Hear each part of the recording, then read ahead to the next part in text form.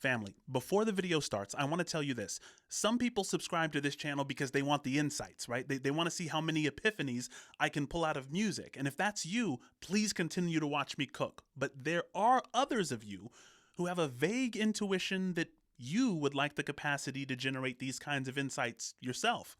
Let me be the first to tell you this. You can. You wouldn't even be amazed at my insights if they weren't already hidden within you.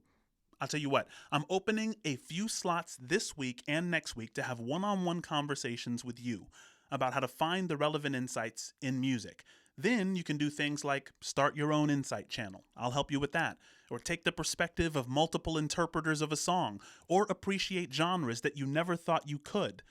All of these will pay dividends in your insightfulness in general. So I'll throw a link in the description if you're interested.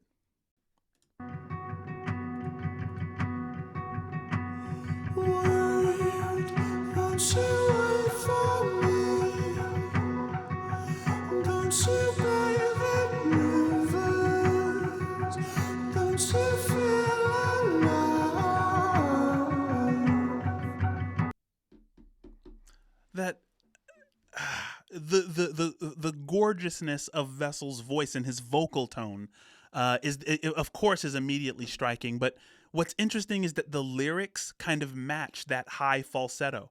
When he says, "Will you wait for me?" Right? The begging and the pleading, the lostness without whoever he's speaking to. Doesn't it remind you of something dependent, like something small, like maybe even a child? It makes a lot of sense for him to use these high notes here as he's pleading. You know what I mean? It just kind of matches.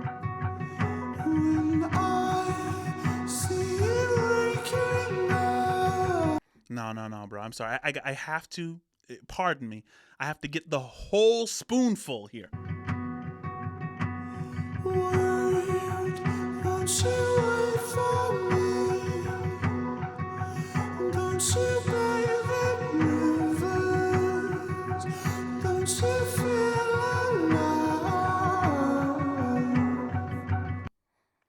So will you wait for me? Right? Don't you bathe in rivers? Don't you feel alive? So this is a plea for someone to see the potential in you, right? The singer is saying to the listener, see the potential in me. Wait for me to get where you are. It says, don't you bathe in rivers? Don't you feel alive? Right? And bathing in rivers might be an attempt to say to this listener, aren't you okay with change and development? Right? Rivers are constantly changing. What's the quote? You can't stand in the same river twice. Right? So this is, it's a plead to wait for me, and some of the reasons why. It's like, When I see you breaking down, it sends me shivers. How you love like weapons kill. You love like weapons kill.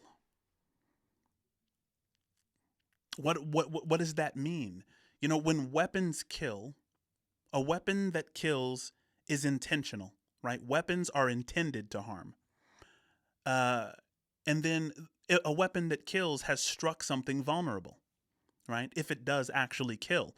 And so you love like a weapon that kills is like you love very intentionally. And you love me from a vulnerable place, or love me in a vulnerable place. Right. And so, people who love very intentionally and want you to kind of graduate to the next thing, that can be something very, very magnetic.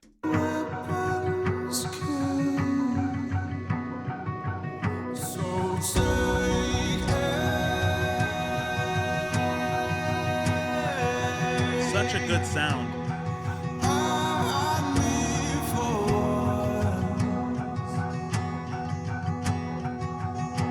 Take aim at me for once.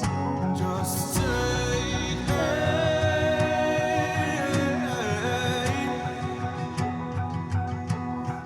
Break me apart.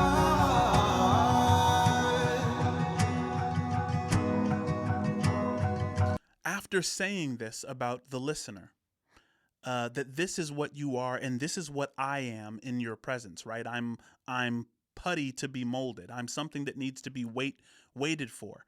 And this is definitely, the speaker is talking to the listener from a place of humility. And then take aim after saying you love like a weapon kills. So take aim with that weapon. Actually destroy the part of me that isn't ready for you. I mean, it's a very, very, when we say, worship is to sacrifice something that you are for something someone else is, very, very fascinating and transparent song.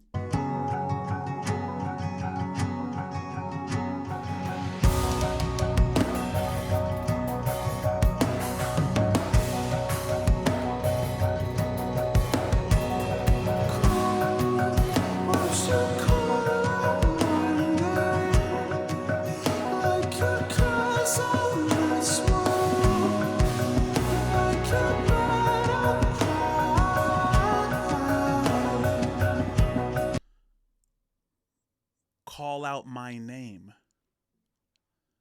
So this is for recognition now, and this I want to be something, right? Maybe being around the person who's being spoken to makes you feel alive in a way that you don't feel without them. So you're willing to sacrifice the little bit that you are to join them in everything that they are.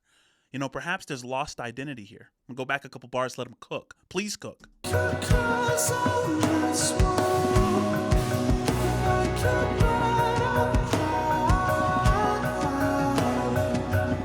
love that part. It's fire. Come on, buddy.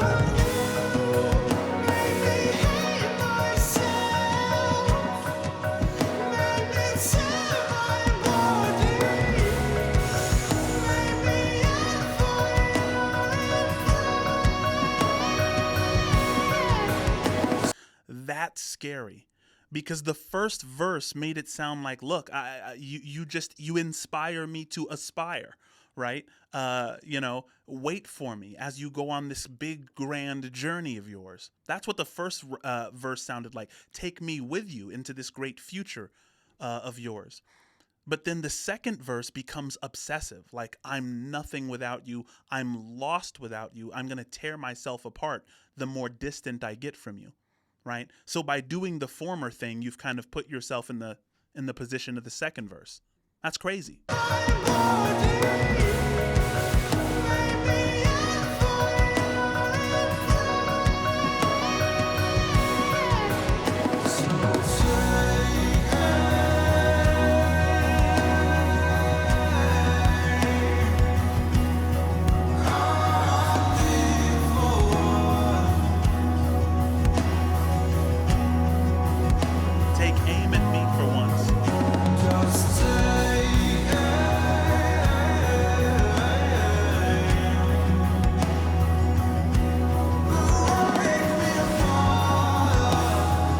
Guys, to me, Vessel has changed the intention of the song verse by verse, and I'll say it again. The intention of the first verse seems, at least to me, to depict this relationship where, the singer is longing to be more like, the beloved, right? It's like, I want to be more like you. I want you to take aim at the shallow parts of me, at the weak parts of me, right? Love me like a weapon kills.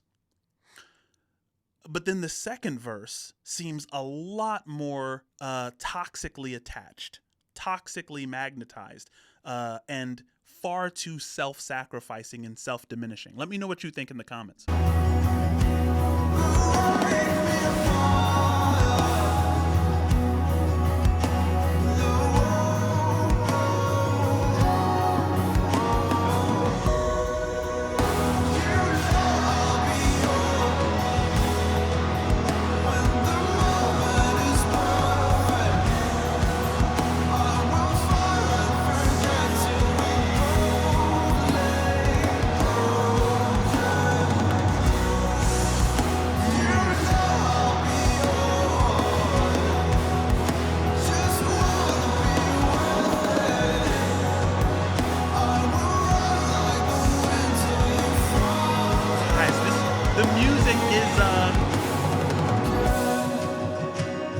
Guys, someone told me that 2 was inspired by like worship music, like church worship music. It all hits me, and because I'm so familiar with that perennial pattern of that worshipful church sound, this one, this music, I think, digs deeper into my soul for that reason. Very, very gorgeous song, deeply resonated. Sorry if I talk too much, but with Sleep Token, it's just, you don't know which one is going to hit you in what particular way.